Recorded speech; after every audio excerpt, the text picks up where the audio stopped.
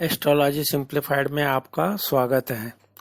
इसके पहले हमने कुंडली मिलान, संपूर्ण कुंडली मिलान आदि की चर्चा की। आज हम सिर्फ बात करेंगे वैवाहिक सुख के बारे में। उसको कुंडली में कैसे अध्ययन किया जाता है, इसकी संक्षिप्त जानकारी। इस वैवाहिक सुख को जानने के लिए जो भी स्त्री पुरुष हैं उनके दोनों का कुंडलियों का अध्ययन किया जाता है। जैसा कि आपको विद्युत लग्न से आपका व्यक्तित्व को देखा जाता है और स्त्री की कुंडली में से रूप आदि का पता लगाता है लग्न से।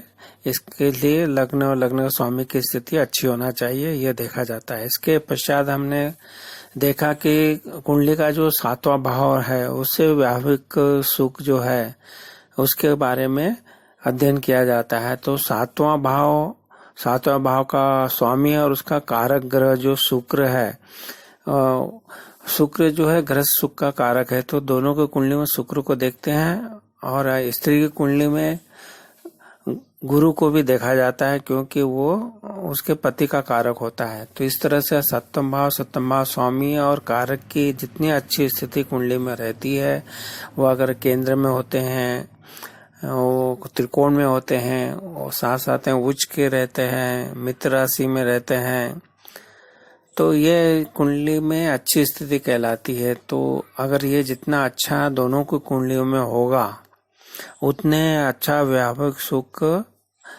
पति पत्नी में बना रहेगा।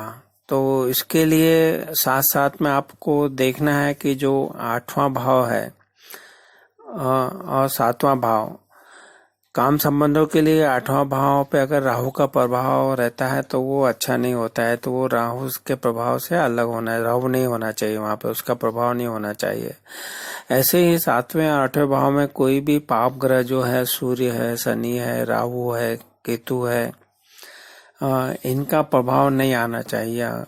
7वां भाव पे इनका प्रभाव हमने, या तो 7वें भाव की अगर यहाँ पे स्थिति बनती है वो अच्छी नहीं है। राहु, मंगल, सूर्य तीनों अगर ये विच्छेदात्मक ग्रह हैं, डाइवर्स कराते हैं और तलाक की स्थिति बनाते हैं, तो दोनों की कुंडली में ये देखिए कि 7वें भाव पे राहु, मंगल, सूर्य का प्रभाव नहीं होना चाहिए या वो बैठे हुए नहीं होना चाहिए। उसमें से कोई एक भी होगा तो भी ये प्रभाव डालेगा।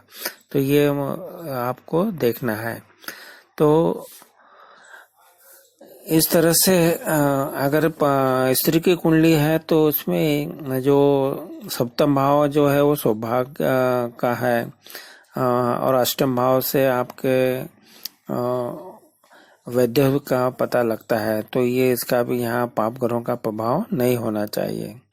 इसके तरह स्त्री कुंडली में चंद्रमा से सप्तम भाव को भी देखना चाहिए। चंद्रमा क्योंकि मन का कारक है, तो लड़की कुंडली में अगर चंद्रमा से सप्तम भाव में भी अगर पाप प्रभाव रहते हैं तो वो एक अच्छी स्थिति नहीं होती है। तो आपने देखा कि अगर दोनों के कुंडलियों में सप्तम भाव के बारे में हमने बताया, सप्तम भाव के स्वामी और कारक का बताया कि इन तीनों की जितनी अच्छी स्थिति है वो आपका वैवाहिक जीवन के लिए बहुत अच्छी रहता है। परंतु जो कारण अगर आप देख सकते हैं तो दोनों की कुंडलियों में देखें कि अगर जो है 7वें भाव में अगर पाप ग्रह है तो वो अच्छी स्थिति नहीं है। पाप ग्रह है राहु, मंगल, सूर्य, ये नहीं होना चाहिए। उसके बाद में सप्तम भाव का जो स्वामी है वो कुंडली में 6, 8, 12 भाव में या तो वक्री होके बैठे हों, अस्त होके बैठे हों, नीच के हों, तो ये भी दोनों की कुंडली के लिए अच्छी स्थिति नहीं है, इसको देखना चाहिए। दोनों का अगर कर्क लग्न होता है तो कर्क लग्न जो है उसके सामने जो 10 नंबर का जो स्वामी शनि बनता है, तो ये इन दोनों के अगर कर्क लग्न वाले जातक और जातिका होते हैं तो उनका गृहस्थ सुख में बाधा अवश्य उत्पन्न होती है। वो दोनों के कर्क लग्न हो या दोनों में से एक के हों, तो ये चीज स्थिति को देखना चाहिए।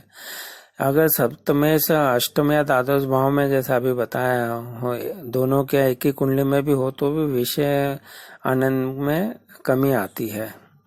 दोनों की कुंडली में अगर शुक्र जो है अकेला सप्तम भाव में होता है, यदि एक ही कुंडली में भी होता है तो ये गृहस्थ सुख में कमी लाता है। यदि सप्तम भाव का स्वामी भी शुक्र हो तो